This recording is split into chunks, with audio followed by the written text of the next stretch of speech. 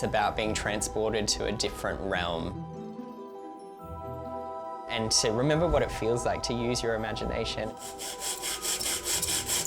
think it's about being able to give to your audience the chance to see the world in a different way. Destiny check. What do we know about the Neverland? For, even a single moment being taken away. We are Nick and David. And this is our imagination. We're ready to hit the rehearsal room with all the mechanism together. Then you can also fly.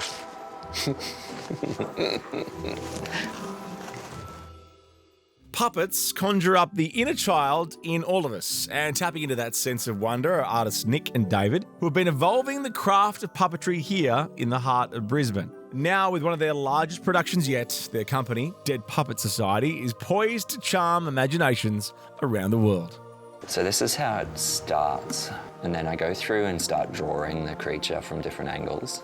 We've been running Dead Puppet Society for just over 15 years now. This is what we think we want the puppet to be like, scaled to a human. There were people making puppet work, and there were people making work with human actors, but what we always do is both. 37 different puppet designs, but then within that there are multiples. So it's like one design, but then the real work starts. Can't they? Yeah. I think like each puppet starts with like some sort of excitement, usually around the fact that we've either seen this creature, in the wild, or we've come across it and gone, wow, that's a cool animal. How long's it been since you last fished?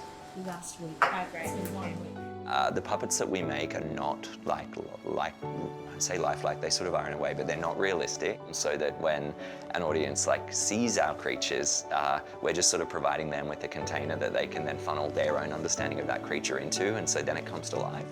True to the magic of puppetry, it took a touch of destiny for these star-crossed creatives to find each other.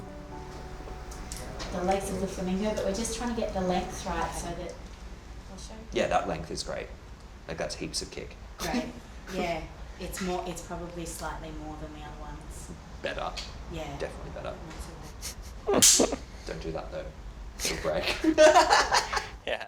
Dead Puppets as a concept had a soft beginning. It wasn't sort of really a this is the thing we want to make. And so we started making work at the end of our 3rd year as a part of our graduating projects, and then took those works on to a couple of fringe festivals. The very first production that we ever created was a piece called The Timely Death of Victor Blott. And we created this puppet, and people just seemed to adore the show and fell so in love with this character. So that really inspired us to keep going, and the feedback we got was, this was a show that was unlike anything that anyone had ever seen before. Driven by their boundless imagination, Nick and David's productions have mesmerised audiences from Sydney to London. And now, this bubbling Brisbane company is about to take on their largest project yet.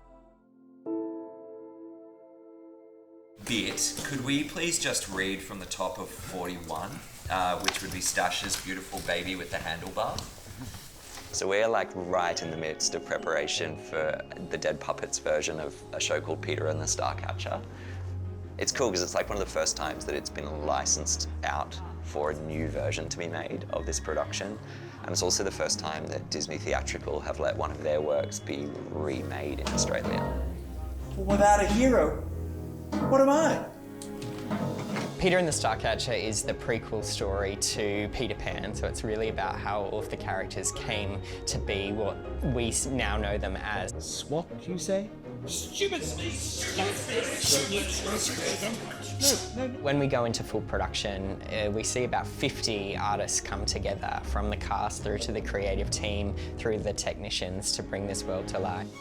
It's amazing, and to be able to take something that is made here out, to be able to prove that, sure, we might not have the same volume of work being made in Brisbane, but it's just as good. No matter which city you call home, Peter and the Starcatcher is coming to a theatre near you. So don't miss the chance to be amazed by the magic being made with the Dead Puppet Society. We always have had a vision of, making this large-scale design-led theatre that we could make here in Brisbane and take to the world. And I think ultimately that drive has, helped us to get to where we are. It's an industry of passion, and it's an industry of people coming together to make something that's greater than themselves. In which case? In which case, Try to get up without playing.